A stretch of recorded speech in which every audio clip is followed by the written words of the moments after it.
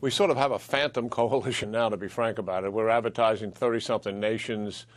We only really have one nation on the ground with any sizable entity helping to train the local forces in Iraq.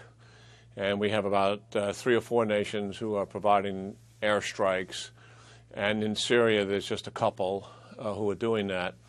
So I do think that the British will add and complement what we're doing. I'm not suggesting it will be decisive, because air power cannot alone defeat ISIS in Syria, nor can it defeat it in Iraq.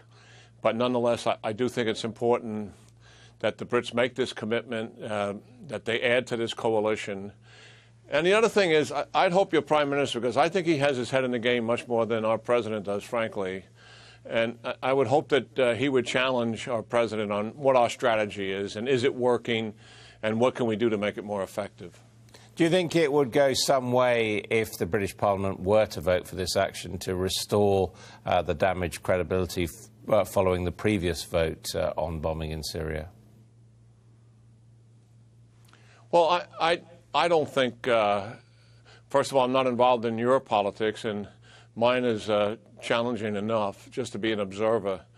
I don't think we in the United States have any issue with the vote in the British Parliament one way or the other. Obviously, there was no decision made to deal with a strike in Syria in any event.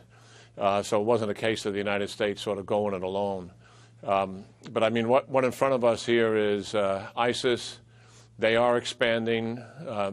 Their growth has been considerable. We celebrated this week, and in the word, I use that word with caution, celebration, but they celebrated this week the establishment of their caliphate.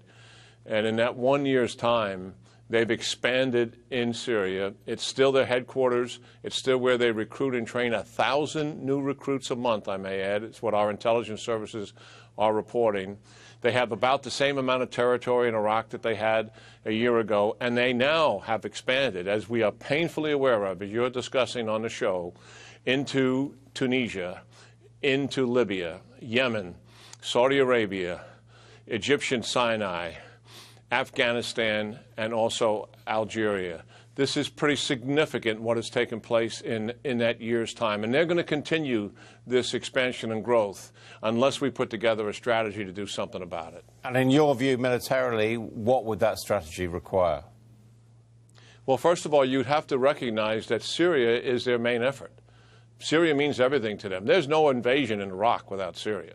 That is their headquarters. That's their logistic support. It is from Syria that they're expanding all their operations in the countries I mentioned, and also are developing a worldwide following on the internet and attempting to radicalize your citizens just as they're attempting to radicalize ours. Our strategy that the President has envisioned would be to produce 5,000 Free Syrian Army new recruits a year. We've been working at this for a number of months. We have less than 100. And the reality is the Free Syrian Army is fighting Assad, not ISIS in any event.